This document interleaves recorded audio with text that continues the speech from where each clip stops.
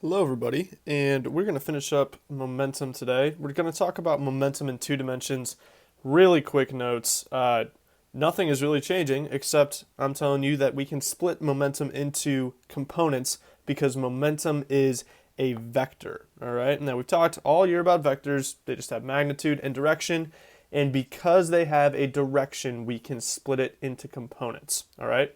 So we talked about conservation of momentum, which simply says that the momentum at the beginning, so this is the initial momentum, is equal to the momentum at the end. All right. Now all we're doing is we're splitting this into an x component and a y component.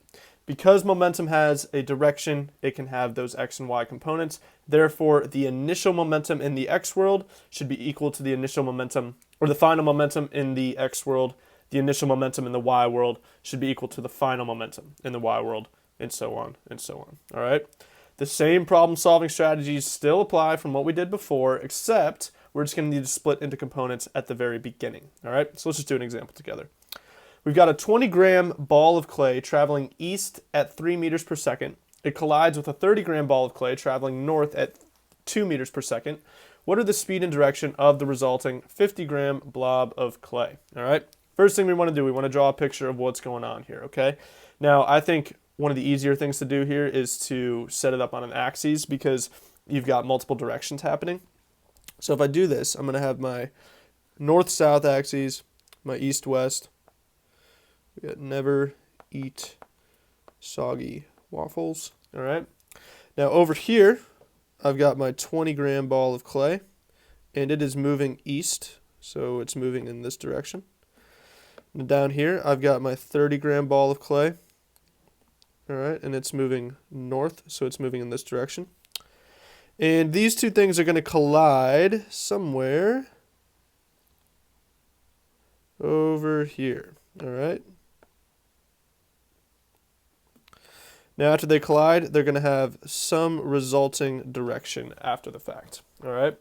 So, over here, we've got our mass, and we'll call this mass 1 is 20 grams, all right? V initial. Now, this V initial is entirely in the x world. So, V initial in the x world is going to be 3 meters per second, and our V initial in the y world is going to be 0 meters per second because it's not moving in the y world, all right? Over here, mass 2 is 30 grams. V initial in the x world is 0 because it's not moving in the x world.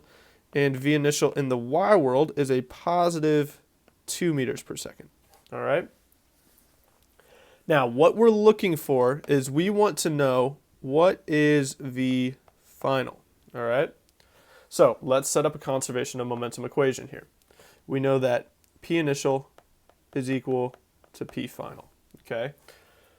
The difference here is that I need this in components. So P initial in the x world is equal to P final in the x world, and P initial in the y world is equal to P final in the y world, all right? Now let's expand that. So initially I have two objects. So we've got M1 V1 initial in the x plus M2 V2 initial in the x is equal to what happens at the end. Now at the end, I have one object. So I'm going to write this as M1 plus M2 times V final in the x world. All right? So let's think about this. I know M1, I know V initial 1 in the x, I know V2 initial in the x, and I do not know V final in the x. So that's what I'm going to want to solve for here, all right? So if I rearrange this, I'm going to divide by the quantity M1 plus M2. So that's going to give me M1 V1 initial in the x plus M2 V2 initial in the x divided by M1 plus M2 is equal to V final in the x, all right?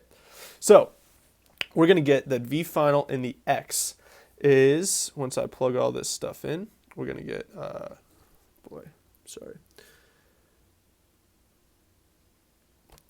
So this is going to be M1, which is 0.02 kilograms, times V1 initial in the x, which is 3 meters per second, plus M2 times V2 initial in the x. Well, V2 initial in the x was 0, so that's going to be nothing, divided by 0.02 plus 0.03. Give me v final in the x. Do that real quick. So we got 0.02 times 3 divided by 0.02 plus 0.03.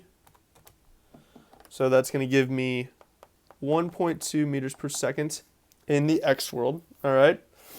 Now we're going to do the same thing for the y world. All right. So, I hope I didn't disappear everything there. Totally did. Yep. All right. That's fine. I know some of you were laughing at me saying that was devastating, but that once again is absolutely devastating to lose all of that. So we got v final in the x was 1.2 meters per second. All right, let's do v final in the y. So p initial in the y is equal to p final in the y.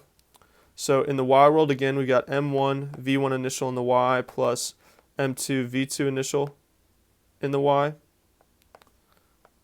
is equal to m1 plus m2 times v final in the y world.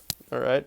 So all we're doing, guys, is we're just looking at the collision in two directions. So that means we have to go through conservation twice.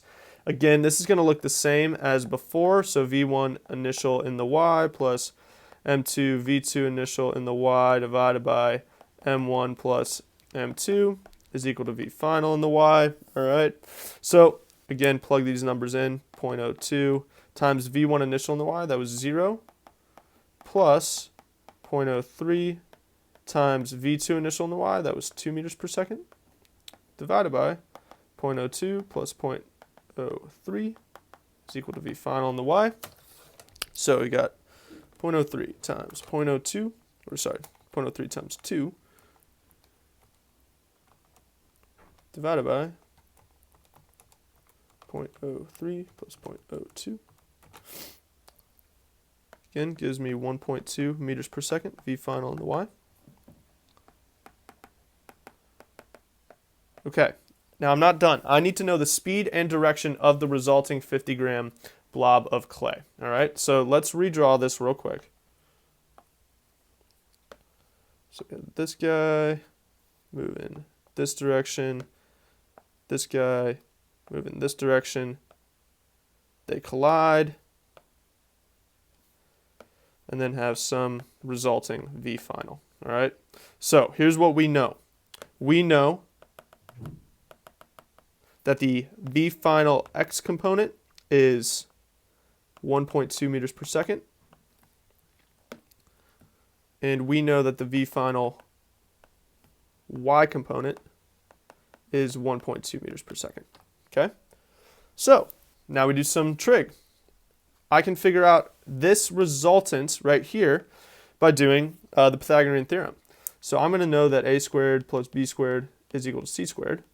A squared here is v final in the x, b squared is v final in the y, c squared is v final.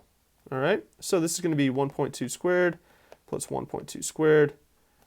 Take the square root of that is equal to v final. And we do this real quick. What we end up getting is that v final is equal to 1.7 meters per second. So this is the magnitude of the velocity. Now I need to know the direction. The direction is given by this angle right here. Okay, so in order to figure out that angle, I've got to use trig. I'm going to use tangent here because tangent of theta is equal to opposite over adjacent. All right, now for this angle theta right here, opposite corresponds to v final in the y. Adjacent corresponds to v final in the x. Now remember, oh my goodness, come on. That's, again, devastating. V final in the x over v final in the y. Again, to undo theta, or to undo tangent, I need to take the inverse of it. All right, so I take the inverse tangent on both sides. I get theta is equal to the inverse tangent of v final in the x divided by v final in the y. So I'm going to get that theta is going to be equal to 1.2 divided by 1.2. And theta is going to be 45 degrees. So our final answer would be that v final is equal to 1.7 meters per second at 45 degrees above the horizontal. All right, guys, you'll have some more practice on that. Let me know if you have questions.